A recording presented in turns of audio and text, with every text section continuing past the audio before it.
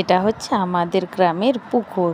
তো আমরা গিয়েছিলাম দাদার পৈতাতে জল সইতে। এখানে আমার দিদা জল সইতে যাওয়ার যে পুজো, সেই পুজোটাই করছে। তো এখানে বালি তুলতে হয় 3 বার, তারপরে ঘর থেকে নিয়ে যাওয়া হতো কি এই বালিতে দিয়ে তারপরে চিঁড়ে, হলুদ, সিঁদুর, ঘি, মধু দিয়ে পুজো করতে হয়। তারপরে এখানে পুজো করে জল নিয়ে আসতে হয়। এখানে আমার বেটু জয় শ্রীরাম বলে তো চেঁচাচ্ছিল প্রচুর। এটা হচ্ছে আমার দিদির মেয়ে।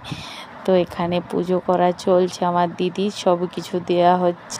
এই পুজোটা হয়ে যাওয়ার পর এই বালিগুলো জলে দিয়ে তারপরে শুধু হতো ওই ডালাতে নিয়ে বাড়ি আসতে হয়। তারপরে এখানে সূর্যের আলো লাগা চলে না, জল তুলতে তুলতে এখানে আমার দিদি পুজো করে প্রণাম করে নিল। তারপরে এখানে জলে ফেলে হত্যকিটা নিয়ে জল দিয়ে চলে আসবে।